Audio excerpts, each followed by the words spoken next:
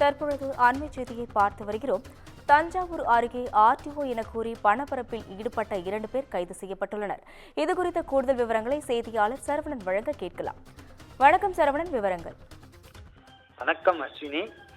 RTO பெயரை கூறி தேசிய நெடுஞ்சாலையை சரக்கு ஏற்றி வந்த லாரி ஓட்டுநரிடம் வசூல் வேட்டை நடத்திய ஆர்டிஓ டிரைவர் ஓட்டுநர் கைது. மயிலாடுதுறை மாவட்டத்தை சேர்ந்தவர் பாரதி லாரன்ஸ். இவர் 32. நேற்று முன்தினம் புதுக்கோட்டையிலிருந்து நன்னிலத்திற்கு லாரியில் ஜல்லி ஏற்றி கொண்டு வந்துள்ளார். அப்பொழுது லாரி தஞ்சை புதுக்கோட்டை தேசிய நெடுஞ்சாலையில் மேல வஸ்தாசாவடி அருகில் வந்து கொண்டிருந்த போது பின்னால் வந்த ஒரு கார் ஒன்று லாரியை வழிமறித்துள்ளது. காரில் இருந்த இறங்கி வந்த டிரைவர் பாரதி லாரன்ஸிடம் காரில் ஆர்டிஓ இருக்கிறார் என கூறவும், லாரியில் எங்கிருந்து வருகிறார், பர்மிட் எங்கே என்று ஆவணங்கள்லாம் கேட்டுள்ளார்.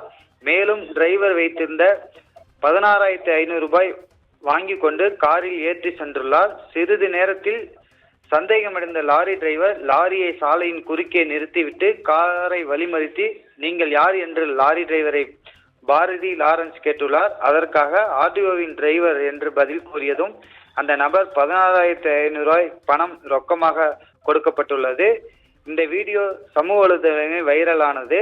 மேலும் அந்த சம்பவம் குறித்து lorry driver Bharathi Lawrence Tamil பல்கலைக்கழகம் போலீசில் புகார் செய்தார். தொடர்ந்து போலீசார் அந்த வீடியோவில் பதிவான காட்சிகளை வைத்து விசாரணை மேற்கொண்டு வந்தனர்.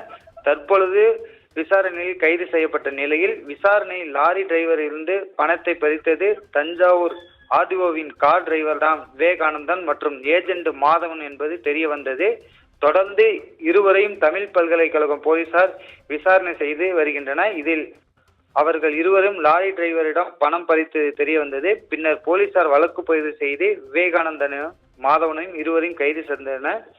இவர்கள் இதுபோல் எத்தனை நாட்கள் ஆர்டிஓ பெயரில் வசூல் செய்தார் எனவும் துரித நடவடிக்கை எடுக்க வேண்டும், வேட்டை நடத்தினால் என்பதை குறித்து விசாரணை நடத்தி வருகின்றனர். அஸ்வினி, விவரங்களுக்கு நன்றி சரவணன்.